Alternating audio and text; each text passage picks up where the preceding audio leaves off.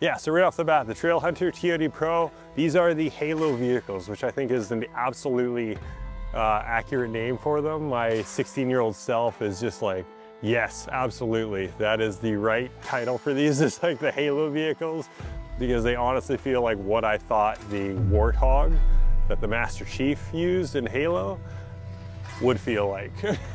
They're absolutely incredible. And if you get that reference, you get it. If not, you're younger.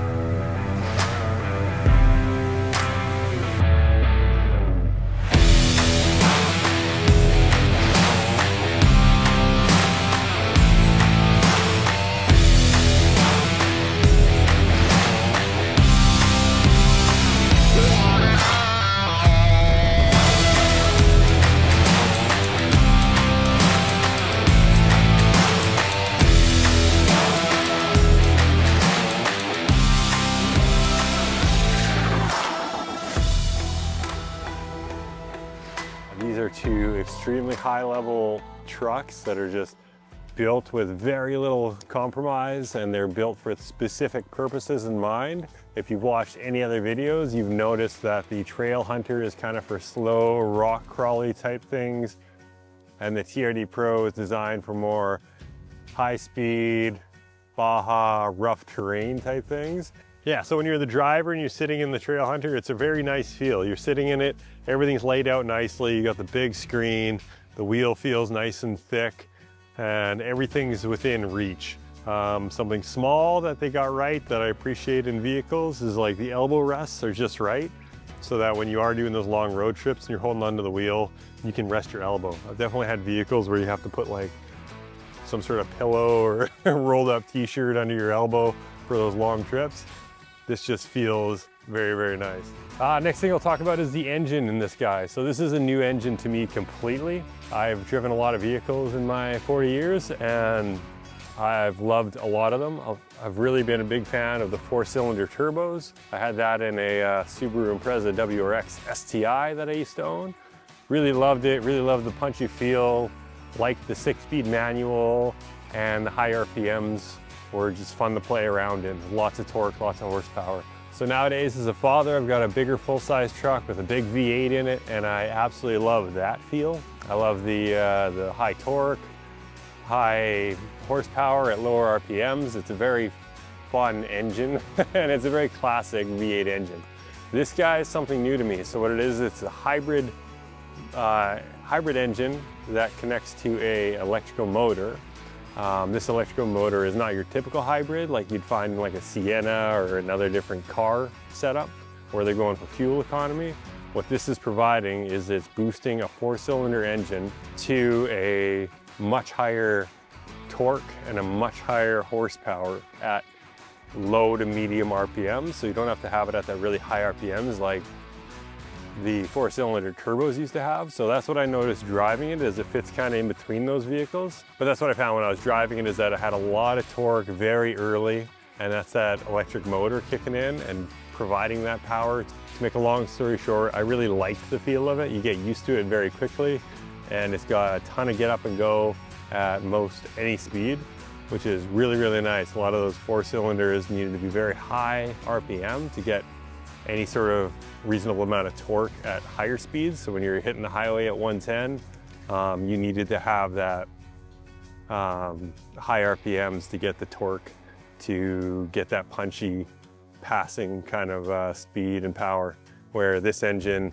keeps those RPMs pretty low, helping a little bit with fuel economy. The looks of these guys, both are incredible. I love the big feel of the outside. It looks really good, looks really big. There's some things I wish they would do. The TRD Pro, they have a hood scoop.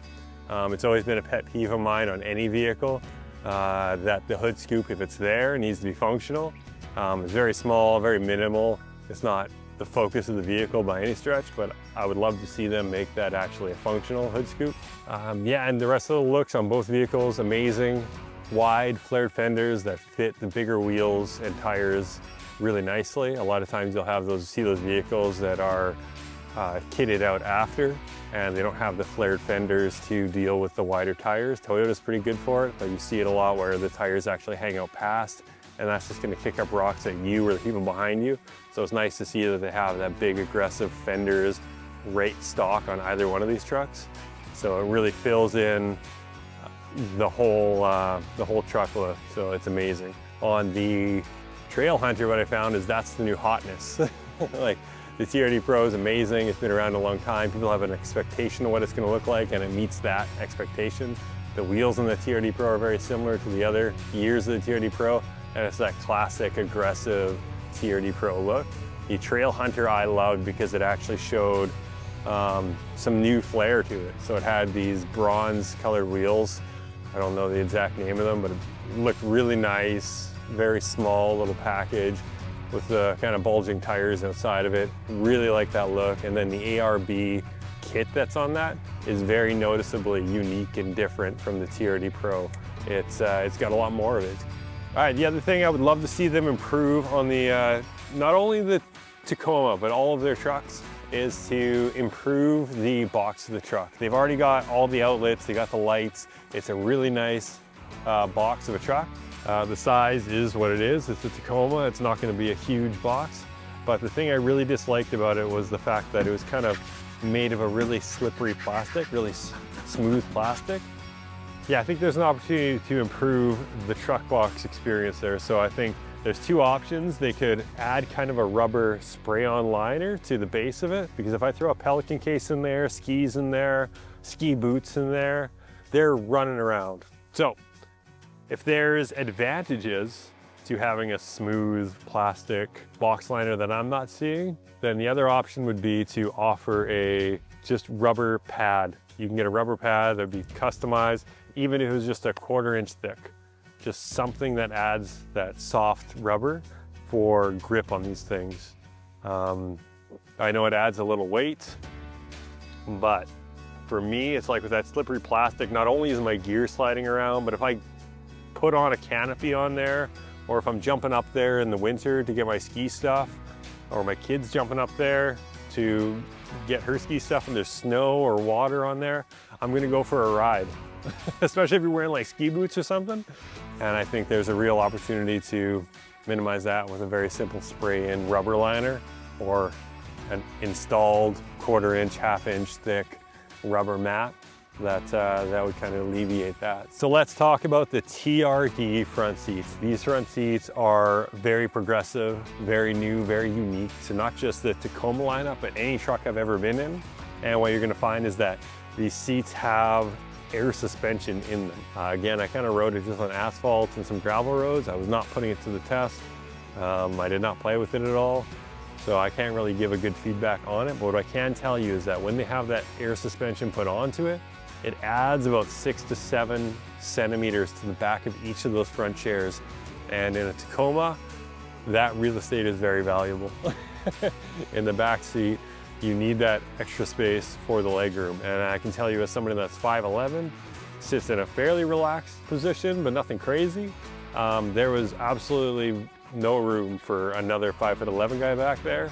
What I wish they would do, and I'm kind of telling Toyota now, is like, if you're gonna have that, if you're not gonna make those seats optional, and if you find that the feedback in these first few years is really positive and you wanna keep them going, and you don't want to make them optional because they're part of the package of the TRD Pro, then fully lean into it. Get rid of those back seats completely and do what you can, work with your engineers to optimize that back space, right? So maybe making the back seat or the back window a little bigger, maybe having it come out a little further so that back window can be like a full down and up instead of just a small little window. You can actually have the whole back window go down. I know like the 4Runner has that, and I believe the higher level trims on the Tundra have that. But bring that to the Tacoma, I think that would be more valuable than no seating. The other thing I would recommend is, like, if you get the chance to, add and customize a shelving or a storage that can go back there that can hold any number of things. But if you're off-roading, it can obviously hold a lot of different accessories for that. Fire extinguisher, first aid kits, things like that. Emergency kits would be amazing to have back there. And make those drawers pull out.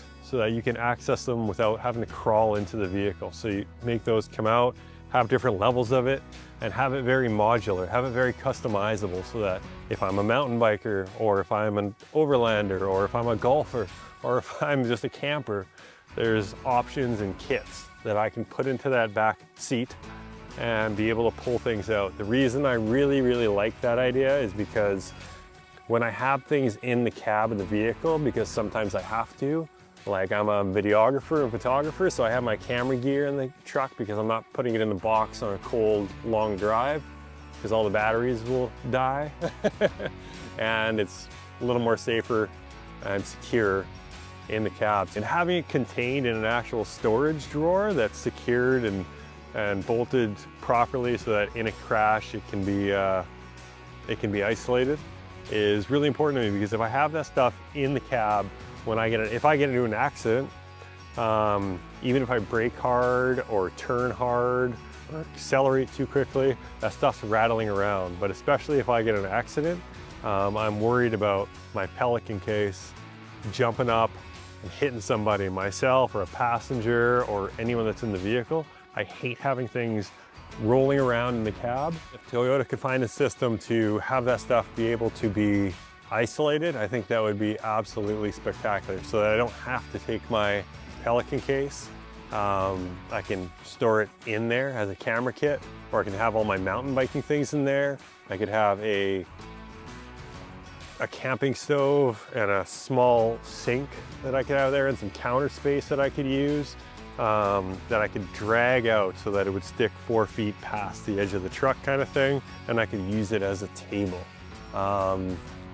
I love to edit. It'd be really cool to have, yeah, just that flat surface to be able to throw my laptop on and edit while I'm out on the runs. So I think there's a real opportunity for that. And my payment would be super small if you take this idea. I'll just take a TRD Pro with the new features and we're even, 100%. Is this the right vehicle for everybody? Are these two the only two trucks you should be looking at? No, not at all. This is kind of a 5% of buyers will look at these trucks. And if you're looking at this truck, you know you want this truck. So I don't have to convince anyone to get these trucks. But the TRD lineup, as it goes down in the Tacomas, is going to be amazing for a lot of people. People swear by getting the Toyota Tacoma TRD off-road. That gives you that off-road sense, a lot of the upgraded suspension, a little bigger tires, but still gives you a little better road driving experience and way easier on the pocketbook. So that's what a lot of people will do, and then they'll just upgrade little things as they can, and it's a very upgradable truck, and a lot of those ARB parts will be fitting on those as well. And it's still got pretty flared fenders, it's still got all the room for a lift kit and new tires, new wheels. So that's something that you can really look at, is going into the sport or the off-road versions and talking with your Toyota dealer to make sure it's right for you, right? You don't want to be buying a truck just because of the one time you might possibly take it to an off-road place. These two trucks are the ones you get if you got that extra money and you want the best for what it's designed for, and you don't want to have to do all this modular stuff on your own. If it was me, what I would buy, mainly because of the seat room, in all honesty, and the new hotness, is the Trailhunter. It's a little less money, super cool, unique look, and spectacular drive. I really liked it. If it was me, that's the one I would get. Really like it. I think it comes in optional box lengths as well, so I'd probably go with the longer box. Really impressed with that one. Equally as impressed with the TRD Pro, but with no back seats and 2 kids, there's no way I can justify that. But we'll see.